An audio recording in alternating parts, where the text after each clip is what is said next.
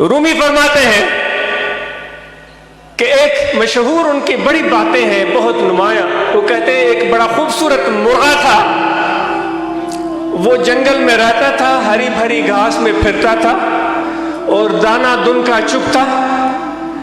उसकी रंगत बड़ी खूबसूरत, उसकी कलंगी बड़ी नुमाया, उसकी चोंच बड़ी बेहतरीन, उसकी आवाज बहुत प्यारी। वो दाना दुन का चुगता और फिर वो अजान बांगे देता था। तो एक दिन शेर वहां से गुजरा, उसको वो मुर्गा पसंद आ गया। उससे दोस्ती करने की बात उसने की, मुझसे दोस्ती करोगे? मुर्गे ने कहा कि ये तो मेरे लिए अजमत है, जंगल के बादशाह से मेरी दोस्ती। उसने कहा आज से तुम मेरे दोस्त हो। अब शेर जंगल का बादशाह कहलवाता है, उसकी मर्जी है जिससे दोस्ती करे। अल्लाह पूरी कायनात का मालिक और खालिक है, हम जैसे गुनाहगारों से दोस्ती करता है तो उसकी मर्जी है, किसी को क्या इतराज हो सकता है। हम जैसे मिट्टी में पड़े हुए कमतरीन और नाकारा लोगों को उठाकर अजमत देता है तो उसकी सखा है, किसी को क्या इतराज हो सकता है। अगर वो इतना प्यार देता है तो फिर मेरा फख्र करना बचा है, मैं करूंगा फख्र, मैं नाज करूंगा, मैं नाज करूंगा और मुझे नाज सजावार है। तो फकीरों तुम्हें भी नाज करना चाहिए। शेर को उस मुर्गे से मोहब्बत हो गई, दोस्ती हो गई और शेर ने कहा कि जब भी तुम्हें तकलीफ हो तो बस एक बांग देना, मैं पहुंच जाऊंगा। कोई तुम्हारा नाम लेने वाला मौजूद नहीं रहेगा, घबराओ नहीं। वो खुश हो गया। अब वो अपने मामूल से वो दाना दुन का चुगता और खूबसूरत पर फैलाता और बड़ी मीठी आवाज में बांगे देता और जंगल के हुस्न में इजाफा कर देता।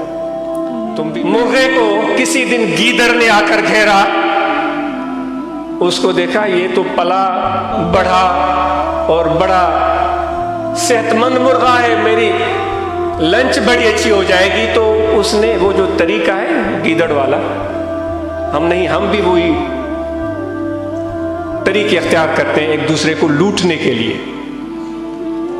तो उसने कहा कि भाई बड़ी अजान बांगे सुनी है तुम्हारी, दूर दूर से भाग कर आया हूं, अभी उम्रा हज करके भी आया हूं, मैं बड़ा नेक नमाजी आदमी हूं। तो मैं नमाज पढ़ने जा रहा था, अभी जो तुम्हारी बांग सुनी तो मैंने कहा कि भाई जमात की सूरत में हो जाए।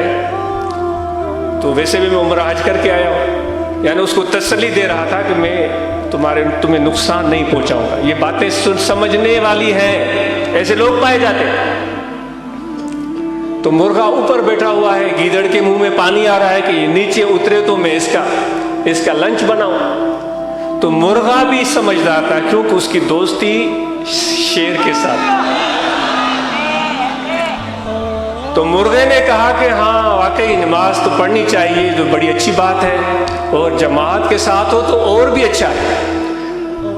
और बांग तो मैंने अच्छा वो जमात के साथ, अगर एक नमाज जमाती तो 1 गुना सवाब, अगर 2 जमाती तो फिर 3 गुना सवाब, अगर इमाम साहब बड़े इल्म वाले हैं तो फिर और भी ज्यादा सवाब। तो मैं इकामत भी कह देता हूं तो ताकि इमाम साहब आ जाए तो फिर हम 2 से 3 हो जाएंगे, सवाब ज्यादा मिलेगा।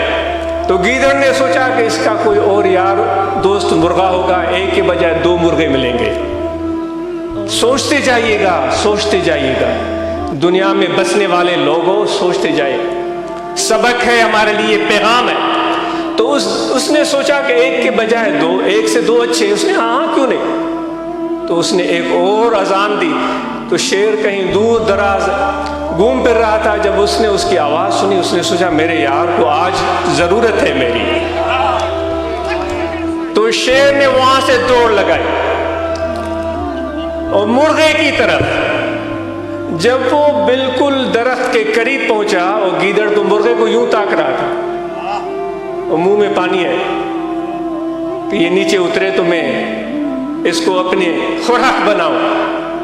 पीछे से उसको थोड़ी धाड़ने की आवाज़ सुनाई दी तो उसकी बोलती बंद होना शुरू हुई। पीछे मुड़कर देखा तो शेर आ रहा है। तो गीदड़ ने भागने की कोशिश की तो मुर्गे ने कहा कि सही आप तो माशाल्लाह बड़े नेक आदमी हैं, भाग क्यों रहे हैं? इमाम साहब तो अभी आ रहे हैं, जमात होगी, नमाज पढ़ेंगे, सवाब मिलेगा। उसने कहा अगर ऐसे इमाम साहब हैं फिर अब मेरा वुजू टूट गया है, मैं वुजू बनाने जा रहा हूं।